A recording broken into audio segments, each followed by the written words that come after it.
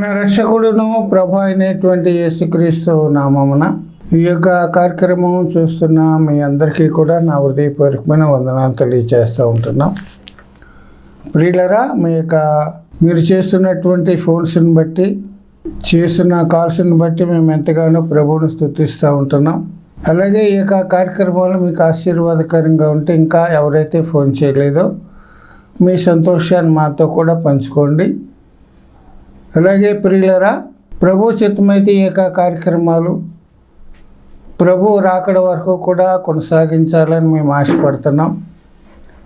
వ్యక్తిగతంగా మేము సువార్త చెప్పలేకపోయినప్పుడు కూడా ఈ టీవీ మాధ్యమం ద్వారా అనేక మందికి సువార్త అందించాలి అనే ఆలోచనతోటి ప్రారంభించిన కార్యక్రమాలు మరి ప్రభు చిత్తమైతే ప్రభు రాకడ వరకు కూడా కొనసాగడానికి మీరు ప్రార్థన చేయండి. అలాగే మీ ప్రార్థన అవసరతలు ఏమైనా ఉన్నట్లయితే మీ స్క్రీన్ మీద మా ఫోన్ నెంబర్ కనిపిస్తుంది. ఆ నెంబర్కి మీరు ఫోన్ చేస్తే మీకోసం మేము ప్రార్థించగలుగుతాం. ప్రభునందు ప్రియులారా, దేవుని వాక్యంలో నుంచి కొన్ని విషయాలు మనం జ్ఞాపకం చేసుకుందాం. గొర్రెపిల్ల వివాహ మహోత్సవము అనే అంశంలో వరుడు ప్రభు అయినటువంటి యేసుక్రీస్తుల వారు, వధువు దేవుడు తన స్వరక్తం ఇచ్చి సంపాదించిన సంఘం. క్రీస్తు శిలువ బలియాగం ద్వారా దేవుడు మనల్ని ప్రదానం చేసుకున్నాడు. ప్రభు రాకడెప్పుడో మనకు తెలియదు, కానీ మరి సంఘము దేవుని రాకడ కొరకు సిద్ధపడాలి. ఏ విధంగా సిద్ధపడాలి అనే అంశంలో చాలా విషయాలు మనం జ్ఞాపకం చేసుకుంటూ యోబు గ్రంథం 22 అధ్యాయం 23వ వచనంలో, నీ గుడారములలో నుండి దుర్మార్గమును దూరముగా తొలగించిన ఎడల నీవు అభివృద్ధి పొందేదవు అని వాక్యం చెప్పింది. ప్రభువుతో మనం ఉండాలంటే మన గుడారాలు ఉండే దుర్మార్గాన్ని తొలగించుకోవాలి. మొదటి గుడారం మన శరీరం అని చెప్పాం. మన శరీరం ఉండే దుర్మార్గాన్ని మనం తీసివేయాలి. కోపము, ఆవేశము, ఉద్రేకం, మరి దురాలోచన, శరీర కార్యాలు ఇవన్నీ కూడా తొలగించుకోవాలి. ఇది దుర్మార్గత. అవి తొలగించుకోవాలంటే మనం పౌలు గారు చెప్పినట్లుగా మన శరీరాన్ని దురాశలతోటి, ఇచ్చలతోటి సిలువ వేయాలి. అపోస్తలుడైన పౌలు ఇంకో మాట చెప్పాడు, అనేక మందికి నేను బోధించిన తర్వాత నేను భ్రష్టుడిని అయిపోతానేమని చెప్పి నా శరీరాన్ని నేను నలగొట్టుకుంటున్నాను అన్నాడు. మన శరీరాన్ని నలగొట్టుకుంటూ ఉండాలి. శరీరం నలగొట్టబడితే ఆత్మ బలపడుతూ ఉంటుంది. దేవుని రాకడ కొరకు మనం యోగ్యులుగా చేయబడతాం. రెండవ గుడారం మనం నివాసం చేసే ఇల్లు. మన ఇంటిలో దుర్మార్గత ఉంది. అన్యాయం చేసి, అక్రమం చేసి, మోసం చేసి, వడ్డీ వ్యాపారం చేసి, లంచం తీసుకుని సంపాదించింది మన ఇంటిలో ఉంది. అది దుర్మార్గత. వాటిని మనం తొలగించుకోవాలి. ప్రియులారా, మన ఇంటిలో దేవుని మందస్సు ఉండాలి. దేవుని మందస్సు ఉన్నప్పుడు మన ఇల్లు ఆశీర్వదించబడుతుంది. దేవుని సన్నిధి మన ఇంటిలో ఉండాలి. ఈ యొక్క ఇంటిని మనం వదిలిపెట్టిన తర్వాత దేవుడు మనకి పరలోకంలో మనకి స్థలాలు సిద్ధపాటు చేస్తున్నాడు, నివాసాలు సిద్ధపాటు చేస్తున్నాడు. మూడవ గుడారము దేవుని యొక్క మందిరం అని మనం చెప్పాం. దేవుని మందిరములో దేవుడు కోరుకునేది ఏంటంటే పరిశుద్ధత. పరిశుద్ధత లేకుండా మనం దేవుని మందిరములో ఎన్ని అరేంజ్మెంట్లు చేసినా, ఎంత చేసినప్పుడు కూడా అది వ్యర్థమని గమనించాలి. దేవుని మందిరములో ప్రియులరా, దేవుని క్రమం జరగాలి, దేవుని పద్ధతి జరగాలి. మానవుల పద్ధతులను అనుసరించి దేవుని కార్యాలు మనం జరిగించకూడదు. దేవుని మందిరంలో దావీదు భక్తుడు ఏం చెప్పాడంటే, నేనైతే దేవుని మందిరంలో పచ్చని ఒలీవ చెట్టు వలె ఉన్నానన్నాడు. ఈనాడు సంఘములో పచ్చని ఒలీవ చెట్లు లేవు, కానీ ఆకులు తప్ప ఫలాల చెట్లు ఉన్నాయి, ఎండిపోయిన చెట్లు ఉన్నాయి. ప్రియుల కారు ద్రాక్షలు కాసే చెట్లు ఉన్నాయి, ముండ్ల చెట్లు కూడా సంఘంలో ఉన్నాయి. కనుక దేవుని మందిరములో మనం ఒలీవ చెట్టు వలె ఉండాలి. నాలుగవ గుడారం దేవుని యొక్క సంఘం. దేవుడు తన స్వరక్తం ఇచ్చి సంపాదించిన సంఘంలో దుర్మార్గత ఉంది అని గమనించాలి. సంఘములో దుర్మార్గత ఉంది.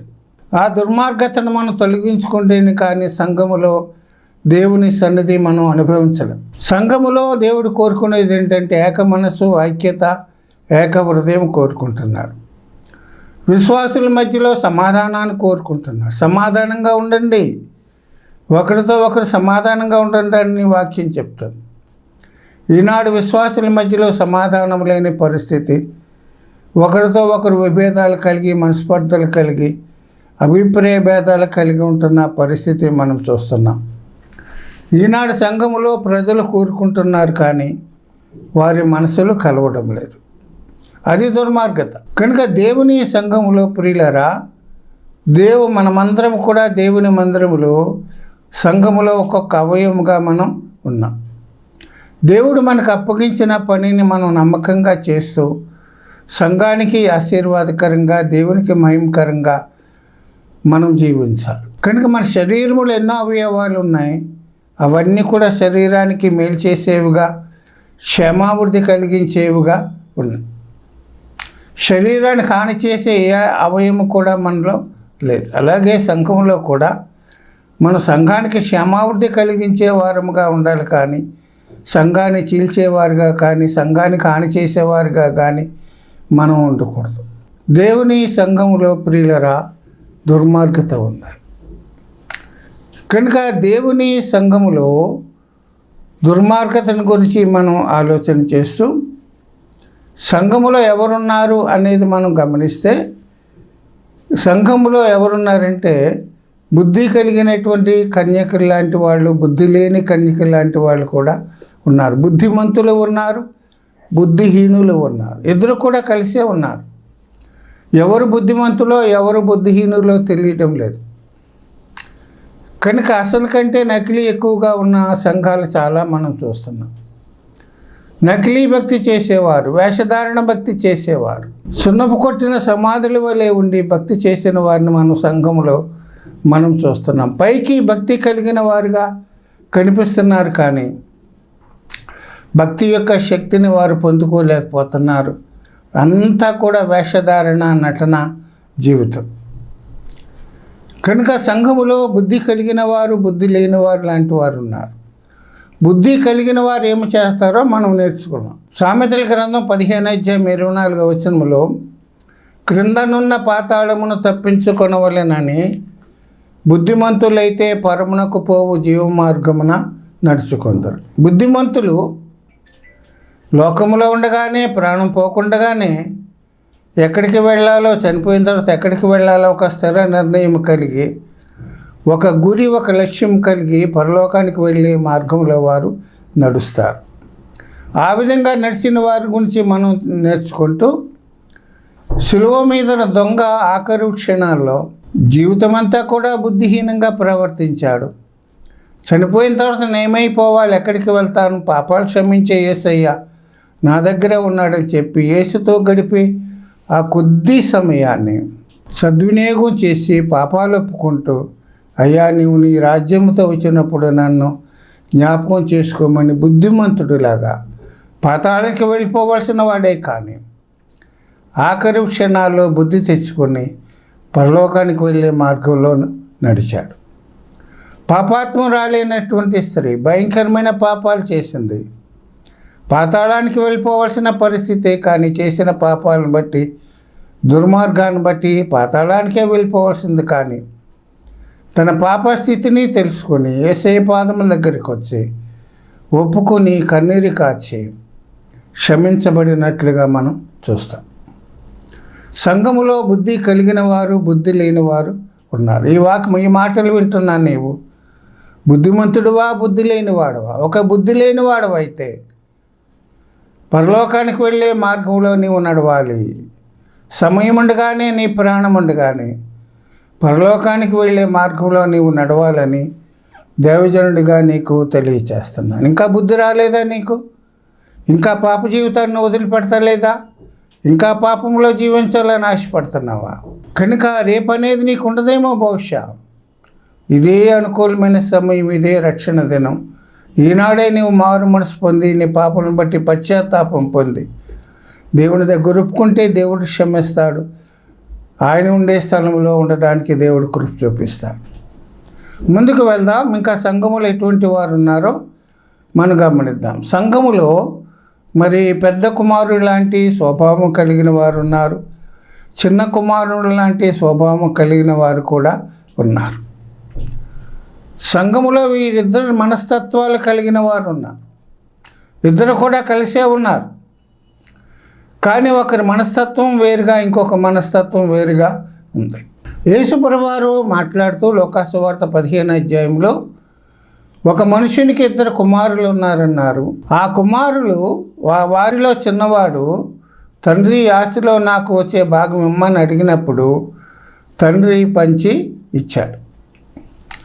గమనించండి, ఈ వచనంలో మనం గమనిస్తే తండ్రి ఇంటిలో 2 కుమారులు ఉన్నారు. పెద్ద కుమారుడు వ్యవసాయం పనిలో పని చేయిస్తున్నాడు, అగ్రికల్చర్ డిపార్ట్మెంట్ తీసుకున్నాడు, వ్యవసాయ పనులు చేయిస్తున్నాడు. చిన్న కుమారుడు వ్యాపారాలు జరిగిస్తున్నాడు. వ్యాపారాలు ఉన్నాయేమో అతనికి, ఆ వ్యాపారాల సంబంధమైన లావాదేవీలు చూస్తున్నాడు. గమనించండి, చిన్న కుమారుడు ఆస్తి పంచి ఇమ్మని అడిగాడంటే దాని వెనకాల ఎంతో అర్థం ఉంది, దాని వెనకాల ఎంతో పెద్ద చరిత్ర ఉందని మనం గమనించాలి. ఎవరు కూడా ఉట్టినే నాకు ఆస్తి ఇచ్చేసే భాగం పంచిపెట్టేసేయనరా ఎవరు కూడా. తండ్రి ఇంటిలో ప్రియులరా ప్రతిదినం కూడా తండ్రి 2 కొడుకులు కూడా ముసటించుకుంటూ ఉంటారు. వ్యాపారంలో ఉండే లావాదేవీల విషయాలు తండ్రికి చెప్తూ ఉంటాడు. కొడుకు వ్యవసాయ పనులు ఏం చేశాడో అవన్నీ కూడా ఎప్పుడు వేయాలి అవన్నీ కూడా తండ్రితో సంభాషిస్తూ ముచ్చటిస్తూ ఒక హ్యాపీ కుటుంబంగా ఆ కుటుంబము జీవించింది. ఆ కుటుంబంలో సంతోషం ఉంది, సమాధానం ఉంది, ఆహారం ఉంది, అధికారం ఉంది, ఆరోగ్యం ఉంది, అన్నీ కూడా ఆ కుటుంబంలో ఉన్నాయి. ఏది కూడా లోటు లేదు. పంచపక్ష పరిమాణాలు తింటున్నారు ప్రియులారా, రుచికరమైన ఆహారం తింటున్నారు, విలువ కలిగినటువంటి దుస్తులు ధరిస్తున్నారు, ఇంటిలో అధికారం ఉంది వారికి. అటువంటి పరలోకము లాంటి ఇల్లును వదిలిపెట్టి వెళ్తాను అని అన్నాడంటే దాని వెనకాల ఏదో కారణం ఉంది, బలమైన కారణం ఉంది. ఆ కారణం ఏంటో మనం ఆలోచించాలి. ఎందుకు అడిగాడు? ఇంట్లో ఉన్నది సరిపోతా లేదు, ఇంట్లో ఉన్న వ్యాపారాలు సరిపోవా, ఇంట్లో ఉండి సంపాదించే ధనం సరిపోదా, ఎందుకు బయటికి వెళ్ళిపోతానంటున్నాడు, ఎందుకు నేను మరి ఆస్తి పంచి ఇచ్చేయమంటున్నాడు అనేది మనం ఆలోచించాలి. ప్రియులరా, నా ఉద్దేశాలను మీకు చెప్తున్నాను. చిన్న కుమారుడు వ్యాపార లావాదేవీల్లో ప్రావీణ్యత సంపాదించాడు. ఏ వ్యాపారం ఎలా చేయాలో, ఎవరితో ఎలా మాట్లాడాలో అవన్నీ కూడా వ్యాపారంలో ఉండే అనుభవాలు, ఆ యొక్క అన్ని విషయాలన్నీ కూడా తెలుసుకున్నాడు. అయితే వ్యాపారం చేయడంలో లావాదేవీల విషయంలో అతనికి ఎంతోమంది పరిచయం అయ్యారు. అతనికి కొంతమంది స్నేహితులు కూడా ఉన్న పరిస్థితిని మనం చూస్తాం. కనుక అతని స్నేహితుల యొక్క ప్రభావం అతని మీద పడింది. కారణం ఏంటంటే అతని స్నేహితులు ఇతని యొక్క ఆస్తిని చూసి, ఇతను చేసే వ్యాపారంలో ఉండేటువంటి పరిస్థితుల్ని చూసి ఇతనితో స్నేహం చేయాలి, ఇతని వల్ల ఏదో మనం సంపాదించుకోవాలి, ఇతని వల్ల ఏదో మనం లాభం పొందాలని చెప్పి మాయ మాటలు చెప్పి, ప్రియులారు ఇదిగో ఇక్కడ ఈ వ్యాపారం చిన్న వ్యాపారమే, నువ్వు బయటికి వెళ్తే చాలా పెద్ద వ్యాపారాలు చేయొచ్చు, ఇంకా పెద్ద లాభాలు వస్తాయి, ఆ వ్యాపారం ఈ వ్యాపారం చేయని స్నేహితుల యొక్క ప్రభావం అతని మీద పడినట్లుగా మనం గమనించాలి. కనుక ఈ చిన్న కుమారుడికి ఏమి కలిగిందంటే ధనాశ కలిగింది, లోకంలో ఉండే పరిస్థితులు చూశాడు, నేత్రాశ కలిగింది, శరీరాశ కలిగింది. ఎప్పుడైతే బయటికి వెళ్ళి వ్యాపారం చేయాలని అనుకున్నాడో అతనికి ఒక ఆలోచన వచ్చిన వెంటనే తండ్రిని అడగలేదు. కొంతకాలం ఆలోచించాడేమో, నేను తండ్రిని వదిలిపెడితే నా పరిస్థితి ఏంటి, బయటి వ్యాపారం సరిగా జరుగుద్దా జరగదా అనే విషయాలు స్నేహితులతో పంచుకున్నాడేమో. కానీ స్నేహితులు ప్రియులరా అతని ధనాన్ని చూశారు కానీ అతని యొక్క భవిష్యత్తుని మాత్రం కూడా చూడని పరిస్థితిని మనం చూస్తాం.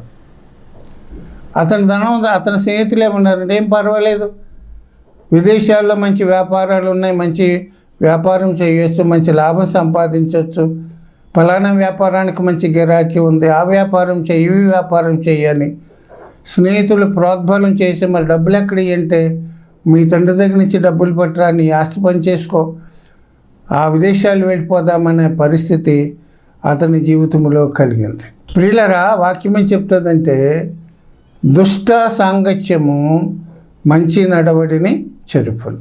కనుక ప్రియులరా, చిన్న కుమారుడు మీద స్నేహితుల ప్రభావం ఎక్కువగా పనిచేసింది. అంత మాత్రమే కాదు, ధనాశ కూడా కలిగింది. డబ్బు ఇంకా సరిపోదేమో, ఇంకా ఎక్కువ సంపాదిద్దాం, తండ్రి దగ్గర ఆస్తి పంచుకుని ఇంకా ఎక్కువ సంపాదించి తండ్రి దగ్గరికి తీసుకొద్దామన్న ఆలోచన కలిగి ఉన్నాడు.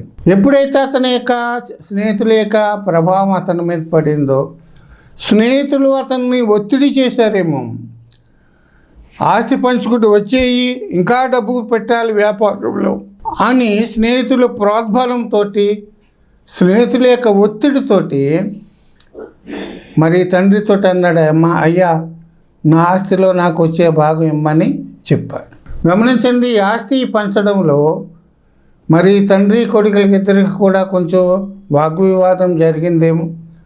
అరే, ఎందుకురా నీవు బయటికి వెళ్ళిపోతానంటున్నావు, మనకి ఇక్కడున్న వ్యాపారాలు సరిపోతాయి కదా, ఇక్కడున్న ఆస్తి సరిపోద్ది కదా, పెద్దోడేమో వ్యవసాయం చేస్తున్నాడు, నువ్వేమో వ్యాపారం చూసి ఏదో సంపాదిస్తున్నాం, ఇది మనకి సరిపోద్దులేరా, దీంతో మనం సంతృప్తి చెందుదాం, ఇంకా బయటికి వెళ్తే నువ్వేం చేస్తావు, విదేశాలు వెళ్తానంటున్నాం, మరి అక్కడ ఎవరు నీకు తెలుసు, అక్కడ ఏం వ్యాపారంలో ఎటువంటి వ్యాపారం చేయాలో, ఏ వ్యాపారం చేస్తే లాభం సంపాదిస్తావో వాటి గురించి విషయాలు మనకేమీ తెలియవు కదా, ఒకవేళ నువ్వు నష్టపోతావేమో పెట్టుబడి పెట్టి,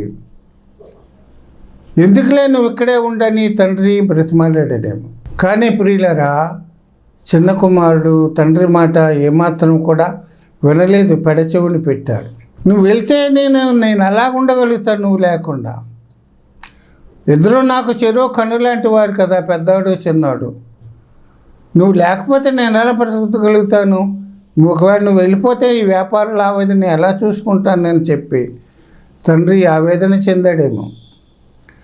పెద్ద ఆయన చూసుకుంటాడు, అన్నయ్య చూసుకుంటాడు, లేకపోతే నువ్వు చూసుకో, నేను మాత్రం విదేశం వెళ్ళిపోతాను, వ్యాపారం చేస్తాను, ఏదో సంపాదిస్తానని చెప్పిన సందర్భం మనం చూడాలి. ప్రియులరా, ఇక్కడ లేనిది విదేశంలో ఏదో ఉంది, ఇక్కడ లేనిది అక్కడ ఏదో ఉందని చెప్పి దూరపు కొండలు నునుపు అన్నట్లుగా స్నేహితులు చెప్పిన దానిని బట్టి అతడు ఆస్తిని పంచుకొని వెళ్ళినట్లుగా మనం వాక్యంలో చూస్తున్నాం. గమనించండి, ఈనాడు సంఘాల్లో అదే జరుగుతుంది. ఈనాడు దేవుడు తన స్వరక్తం ఇచ్చి సంపాదించిన సంఘంలో, ఈనాడు దేవుని సేవకుని దేవుని మాటకు లోబడుకోకుండా, దేవుని మాటకు విధేయుడు కాకుండా, దేవుని సేవకుడు చెప్పిన మాటకు విధేయుడు కాకోకుండా ఎంతమంది తిరుగుబాటు చేస్తున్నారు, లోబడకుండా ఉంటున్న పరిస్థితులు ఎంతోమంది విశ్వాసాలను మనం చూస్తున్నాం.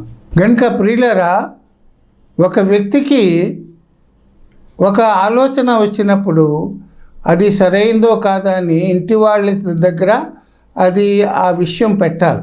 ఆ విషయం గురించి ఇంటి వాళ్ళు చర్చించుకుని ఇది మంచిదా కాదా, ఇది సరైందా కాదా అని ఆలోచించి వాళ్ళ అభిప్రాయాలు తీసుకుని వాళ్ళు అవునంటే ముందుకు వెళ్ళాలి, కాదంటే మానేయాలనే పరిస్థితి ప్రతి కుటుంబంలో ఉన్నారు.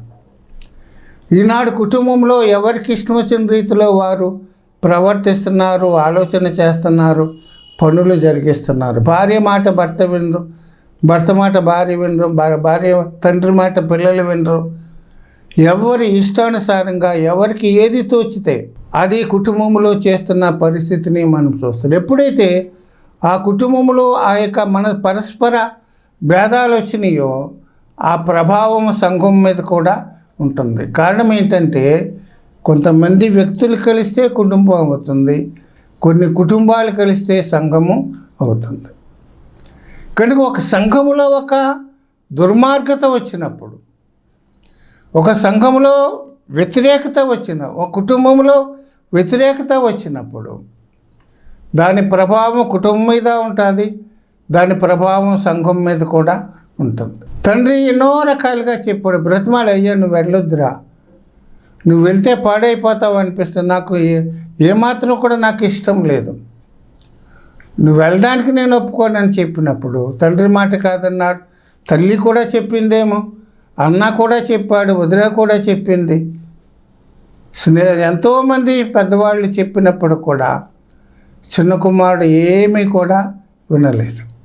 బైబిల్ ఏం చెప్తుందో తెలిసిన సామెతల గ్రంథం 16:25 ఒకని మార్గము వాని దృష్టికి యథార్థముగా కనపడును కానీ చివరికి అది మరణమునకు దారితీరు.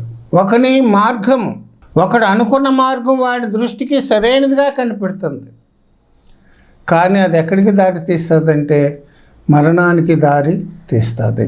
చిన్న కుమారుడు చేసినటువంటి తీర్మానం, వెళ్తాననుకున్న మార్గం అతని పతనానికి నాంది అయింది. ధనవంతుడిగా ఇంట్లో నుంచి వెళ్ళాడు, మళ్ళీ ఎలా తిరిగి వచ్చాడో తెలిసిన దరిద్రుడిగా ఇంటికి తిరిగి వచ్చాడు. ఎంత విచారకరమైన సంగతి. తండ్రి మాటను కాదని వెళ్ళిపోతే, తండ్రి మాటకు లోపడకుండా నీ ఇష్టానుసారంగా నువ్వు వెళ్ళిపోతే నీ పరిస్థితి అదే.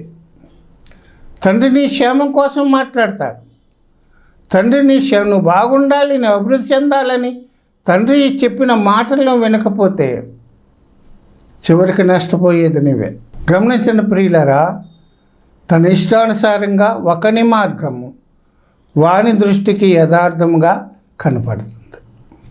చిన్న కుమారుని మార్గం అలాగే కనపడింది. నేను నడిచేదే మార్గం, నేను నడిచేదే మంచిది, యథార్థమైనది, ఆశీర్వాదకరమైనది, సంపాదించే మార్గంలో నేను వెళ్తున్నానని అనుకున్నాడు, కానీ చివరికి అది అనుకున్నట్టుగా జరగలేదు. ప్రియులారు గమనించండి, అతను చిన్న కుమారుడు సొంత మార్గంలో వెళ్ళాడు. దేవుని మార్గాన్ని వదిలిపెట్టి, తండ్రి మార్గాన్ని వదిలిపెట్టి. వాక్యం ఏం చెప్తుందంటే దుష్టుల మార్గము నాశనమునకు నడుపును.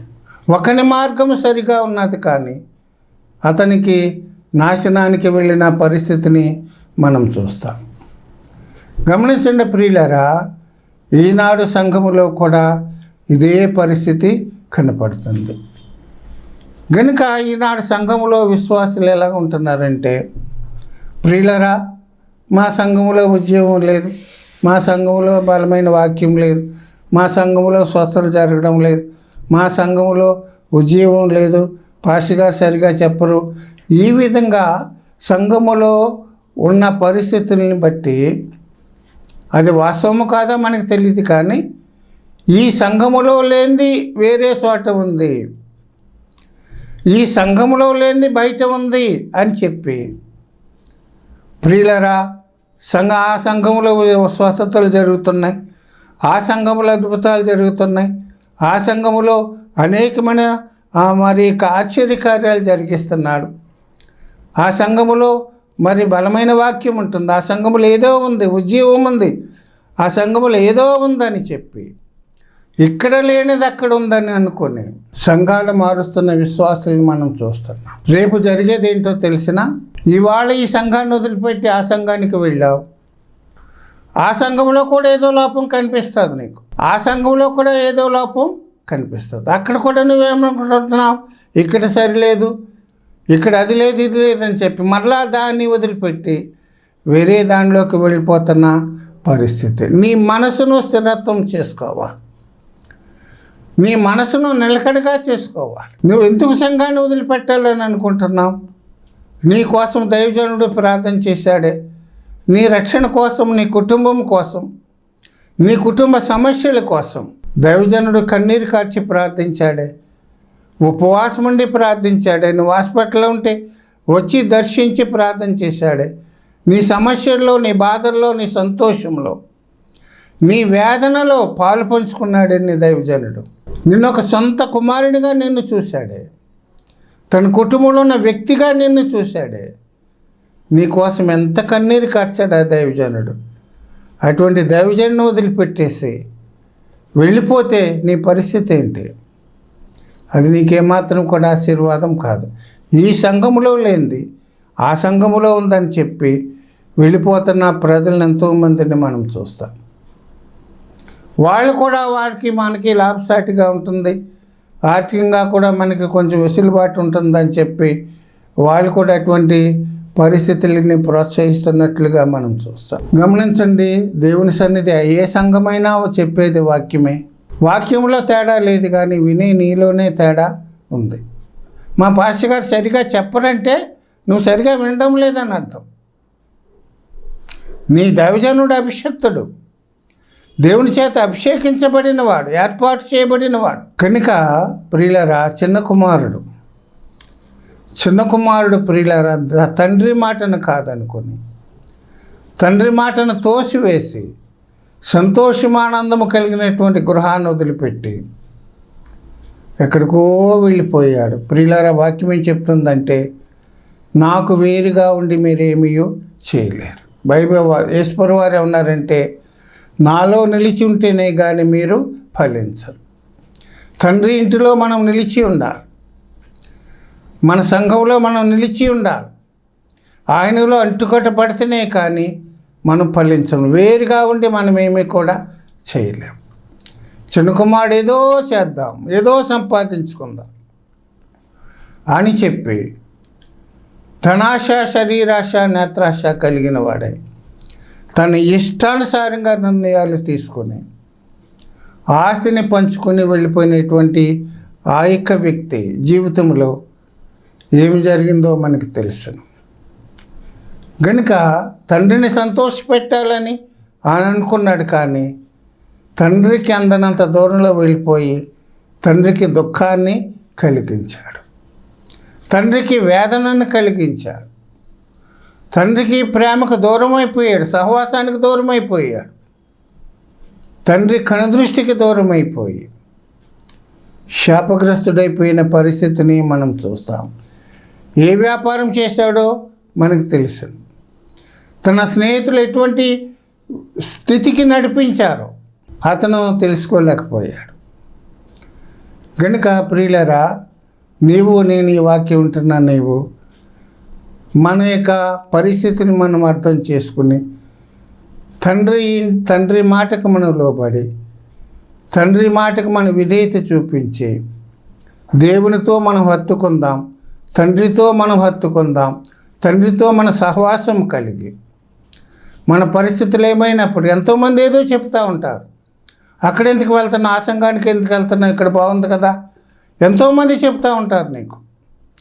ఎవరి మాట కూడా మనం వినుకోకుండా మన తండ్రికి మనం లోబడి విధేయత కలిగి స్థానిక సంఘములో ఏ సంఘంలో మనం రక్షించబడ్డామో ఆ సంఘానికి, ఆ దైవజనుడికి, ఆ వాక్యానికి మనం అంటూ కట్టబడి సంఘానికి క్షేమాభివృద్ధి కలిగేటట్టుగా దేవునికి మహిమకరంగా మనం జీవించడానికి మనం ప్రయత్నం చేద్దాం. ప్రభు చిత్తమైతే మరలా కొన్ని విషయాలు వచ్చే వారంలో మనం నేర్చుకుందాం. దేవుడి ఈ మాటలు మన కోసం దీవించును గాక.